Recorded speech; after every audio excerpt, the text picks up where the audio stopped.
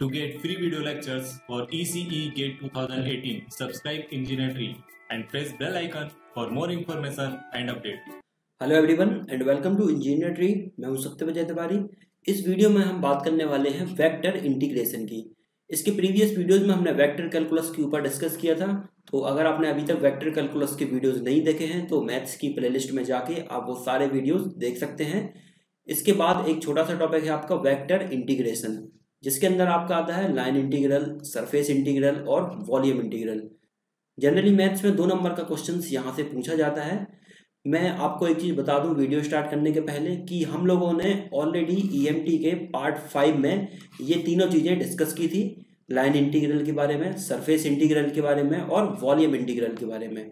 तो वहाँ पर हम लोगों ने ऑलरेडी जो अलग अलग कोऑर्डिनेट सिस्टम से आपके कार्टेशियन, स्फेरिकल और सिलेंड्रिकल, उनके लिए भी हमने ये चीज़ें देखी थी वहाँ पे। तो यहाँ पर हम इनको एक जस्ट समरी के रूप में देखेंगे और इनके क्वेश्चंस की प्रैक्टिस करेंगे कि किस तरीके से आपके गेट के एग्जाम में यहाँ से क्वेश्चन पूछा जाता है। तो आप इसे और अच्छे से समझने के लिए ईएमटी का पार्ट 5 भी देख सकते हैं, जिससे आपको ये चीज़ें और अच्छे से समझ में आ जाएंगी। तो चलिए सबसे पहले हम शुरू करते हैं लाइन इंटीग्रल से। तो लाइन इंटीग्रल ये आपके कोऑर्डिनेट सिस्टम्स हैं। यहाँ पर ये आपका वाई एक्सिस है, ये आपका एक्स एक्सिस है और ये जेड एक्सिस है। जनरली जो आपकी लाइन होगी वो कुछ इस तरीके से होगी। यहाँ पर आप देख सकते हैं कि केवल एक एक्सिस में वेरिएशन हो रहा है। लाइन आपकी यहाँ पर मान के चलिए 2 से लेके 4 तक है एक्स एक्सिस में। तो एक्स एक्सिस का जो वेरिएशन है वो कहाँ से कहाँ तक है, 2 से 4 तक। और मान के चलिए वाई का जो ये पॉइंट है ये 2 है, तो वाई का पॉइंट यहाँ पर फिक्स है 2। और यहाँ पर जेड के लिए आपका क्या है, 0 है। जेड के एक्सिस में आपकी लाइन वेरी नहीं कर रही है। तो लाइन जो इंटीग्रल हम कैलकुलेट करते हैं उसमें आप जनरली देख सकते हैं कि केवल जो एक एक्सिस होती है उसमें वेरिएशन होता है। तो एक्स एक्सिस में यहाँ पर वेरिएशन हो रहा है 2 से 4 तक, और बाकी की जो 2 एक्सिस होती हैं वो कांस्टेंट होती हैं, जैसे कि वाई आपकी कांस्टेंट है 2 पर और जेड आपकी 0 पर। तो सिंपल लाइन इंटीग्रल में आपका क्या होगा, जो लाइन का मैग्नीट्यूड होगा यहाँ से यहाँ तक इनटू उसकी डायरेक्शन, जिस डायरेक्शन में आपकी लाइन वेरी होगी। लेंथ है लाइन की dx और ax उसकी डायरेक्शन है, प्लस मान के चलिए dy की डायरेक्शन में होती तो dy उसका मैग्नीट्यूड हो जाता और ay उसकी डायरेक्शन हो जाती। अगर z की साइड होती तो dz उसका मैग्नीट्यूड और az उसकी डायरेक्शन हो जाती। तो इस तरीके से आप लाइन इंटीग्रल को यहाँ पर लिखेंगे।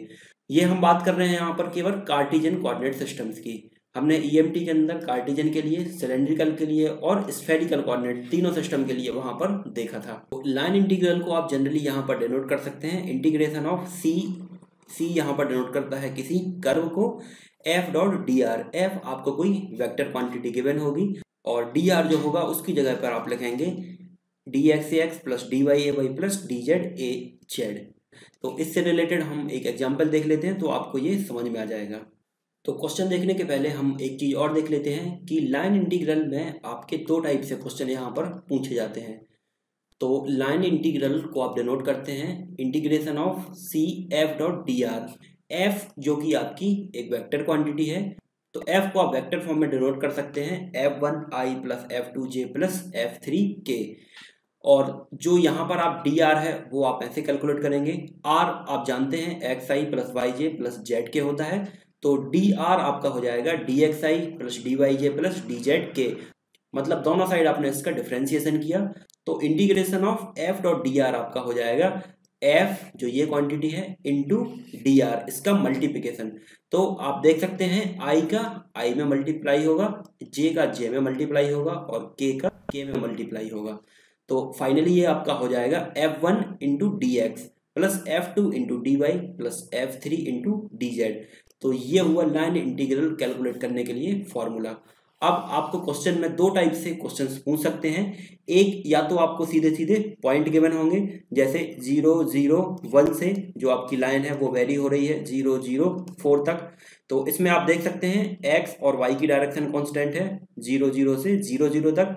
केवल z की डायरेक्शन आपकी वेरी हो रही है, क्योंकि लाइन में आपकी केवल एक डायरेक्शन वेरी होती है और बाकी की 2 डायरेक्शन आपकी कांस्टेंट होती है। तो एक तो सीधे सीधे आपको पॉइंट गिवन होगा, दूसरा क्या होगा, if x y and z are the function over scalar variable t. कोई कर्व आपको अलग से गिवन होगा t वेरिएबल के फॉर्म में, तो आप integration of f dot d are calculate कर सकते हैं f1 dx by dt। x, y और z की जो वैल्यू t के फॉर्म में गिवन होगी उसमें आप dx बाई dt कैलकुलेट करेंगे, dy बाई dt कैलकुलेट करेंगे और dz बाई dt कैलकुलेट करेंगे। तो या तो ये पॉइंट के फॉर्म में गिवन होगा या दूसरा कर्व के फॉर्म में गिवन होगा। तो हम इनका एक एक एग्जांपल देख लेते हैं पॉइंट के फॉर्म में और कर्व के फॉर्म में कि किस तरीके से हम लाइन इंटीग्रल इनका कैलकुलेट करेंगे। तो ये आपको एक लाइन इंटीग्रल कैलकुलेट करने के लिए क्वेश्चन गिवन है। क्वेश्चन है आपका evaluate f equals to 2y plus 3i plus x z j plus y z minus x k where c is. अब c जो आपका एक कर्व है वो आपको दो फॉर्म में गिवन है, मतलब ये क्वेश्चन एक्चुअली में दो क्वेश्चन गिवन है इसमें। तो फर्स्ट क्वेश्चन में आपको जो c है वो गिवन है एक कर्व के फॉर्म में जिसमें x इक्वल्स टू 2t² है, y इक्वल्स टू t है और z इक्वल्स टू t³ है।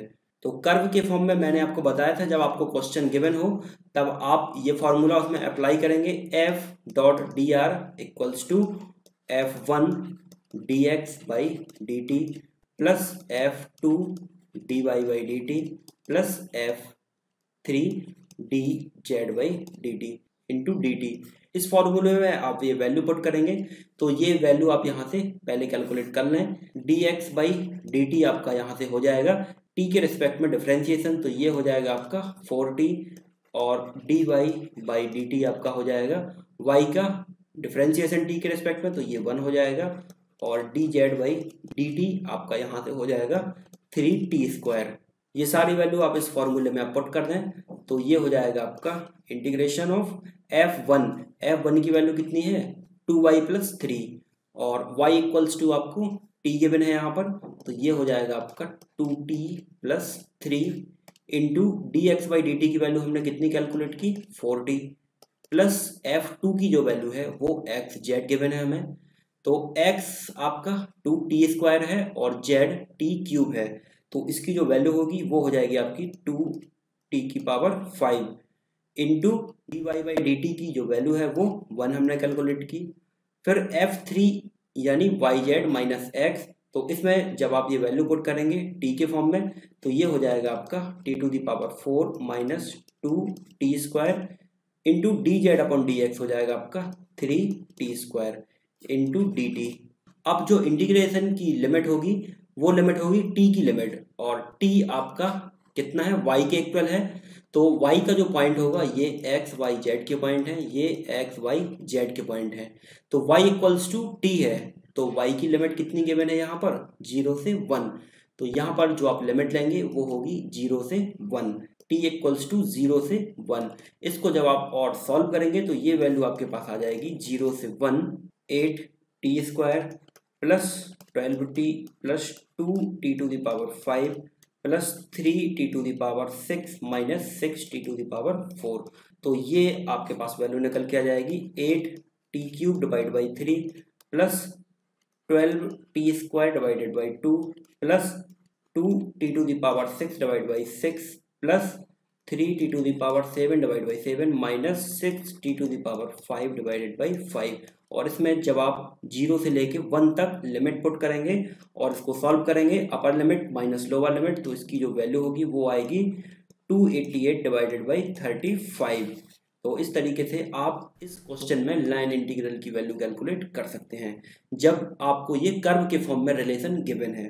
तो ये तो बात हुई जब आपको कर्व के फॉर्म में यहाँ पर रिलेशन गिवन था। अब सेकेंड क्वेश्चन में आपको कैलकुलेट क्या करना है, the first line going from point 0 0 0 to 0 0 1, 0 से A और फिर A से B और B से C, ये आपकी लाइन है जो इन 4 पॉइंट से होके गुजर रही है।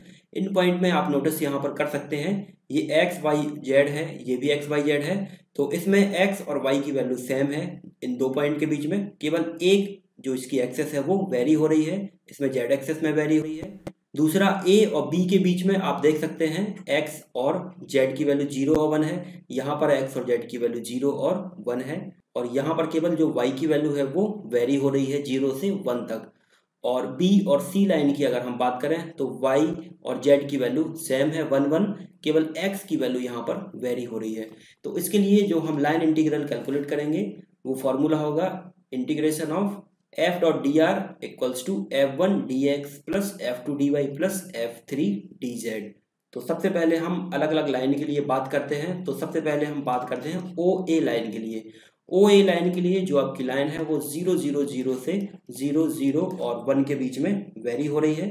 तो यहाँ पर जो x है वो आपका 0 है, मतलब x में कोई भी वेरिएशन नहीं है। y है उस एक्सेस में भी कोई भी वेरिएशन नहीं है, लेकिन जो z है वो आपकी 0 से 1 तक वेरी हो रही है। तो यहाँ पर एक चीज और आप देख सकते हैं, जब x इक्वल्स टू 0 है तो dx की वैल्यू भी 0 हो जाएगी और dy की जो वैल्यू होगी वो भी 0 हो जाएगी। तो यहाँ पर dx की वैल्यू 0 हो जाएगी और dy की वैल्यू भी 0 होगी।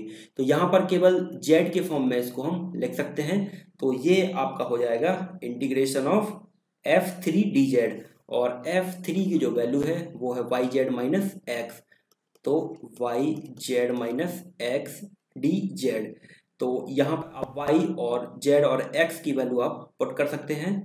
तो y और x की वैल्यू जब आप यहाँ पर पुट करेंगे तो ये वैल्यू हो जाएगी आपकी 0 माइनस 0, यानी ये टोटल वैल्यू आपकी 0 आ जाएगी। तो OA लाइन के अलोंग लाइन इंटीग्रल की वैल्यू हुई वो होगी आपकी 0। अब हम बात करते हैं A से B के बीच की।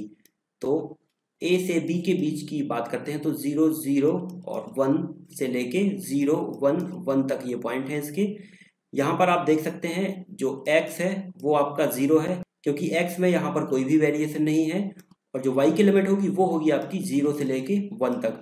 जो z की लिमिट होगी वो फिक्स है 1, क्योंकि यहाँ पे भी 1 है और यहाँ पे भी 1 है। तो यहाँ पर आप जो निकालेंगे वो dx होगा वो आपका 0 होगा, और जो dz होगा वो भी आपका 0 होगा, क्योंकि कांस्टेंट का डिफरेंशिएशन 0 होता है। तो ए बी लाइन के अलोंग आप केवल F2 dy के लिए कैलकुलेट करेंगे। तो F2 की वैल्यू आपको पता है x z इंटू dy, और x और z की वैल्यू आप इसमें पुट करेंगे। तो x इक्वल्स टू आपका 0 है, तो ये पूरी क्वांटिटी आपकी 0 हो जाएगी। तो ए बी लाइन के अलोंग भी इसकी वैल्यू 0 होगी। अब हम बात करते हैं बी सी लाइन के अलोंग। तो बी सी के जो पॉइंट है 0 1 और 1 से लेके 2 1 और 1 तक। तो इसमें आप देख सकते हैं जो x का पॉइंट है वो आपका है 0 से लेके 2 तक। जो y का पॉइंट है वो फिक्स है 1 पर, और z है वो भी 1 पर फिक्स है। तो यहाँ पर dy आपका 0 हो जाएगा और dz भी आपका 0 हो जाएगा। तो आप इस फॉर्मूले में केवल F1 के लिए कैलकुलेट करेंगे। तो इंटीग्रेशन ऑफ F1 की जो वैल्यू है वो है 2y प्लस 3। तो 2y प्लस 3 इंटू dx। अब यहाँ पर जो y की वैल्यू है वो आपने पुट की, तो ये हो जाएगा 2 इंटू 1 प्लस 3 इंटू dx। अब x की जो लिमिट है वो 0 से 2 के बीच में है, 0 से 2 इंटू dx। अब इसको जब आप सॉल्व करेंगे तो 3 प्लस 2 हो जाएगा आपका 5, और 1 का जब आप इंटीग्रेशन करेंगे तो ये हो जाएगा आपका x, और इसकी लिमिट हो जाएगी 0 to 2। तो इसको जब आप सॉल्व करेंगे तो ये हो जाएगा 5 इंटू 2 माइनस 0, यानी upper limit minus lower limit. तो इसकी वैल्यू हो जाएगी 10। तो ये हमने अलग अलग लाइन के लिए यहाँ पर इनको कैलकुलेट किया, OA के लिए, AB के लिए और BC के लिए। तो टोटल जो आपका लाइन इंटीग्रल होगा इसका वो हो जाएगा 0 प्लस 0 प्लस 10, यानी केवल 10 इसका आंसर होगा लाइन इंटीग्रल का। तो इस तरीके से आप ये लाइन इंटीग्रल के क्वेश्चन सॉल्व कर सकते हैं। जनरली इसमें 2 टाइप के क्वेश्चन पूछे जाते हैं, एक तो आपको कर्व के फॉर्म में रिलेशन होगा, या दूसरा आपको पॉइंट गिवन होंगे लाइन के कि किस पॉइंट से कहाँ तक आपकी लाइन वेरी हो रही है। तो यहाँ से आपका जनरली 2 नंबर का क्वेश्चन बनता है, और क्वेश्चन ये इजी होते हैं सॉल्व करने के लिए। तो ठीक है फ्रेंड्स, इस वीडियो में इतना ही। इसके आगे हम देखेंगे नेक्स्ट वीडियो में। अगले वीडियो में हम लाइन इंटीग्रल से रिलेटेड कुछ न्यूमेरिकल क्वेश्चन देखेंगे, और सरफेस इंटीग्रल और वॉल्यूम इंटीग्रल की बात करेंगे। तो ठीक है फ्रेंड्स, अगर ये वीडियो आपको पसंद आया हो तो इसको आप लाइक जरूर करें, सब्सक्राइब करें और अपने फ्रेंड्स के साथ शेयर करें। Thank you friends.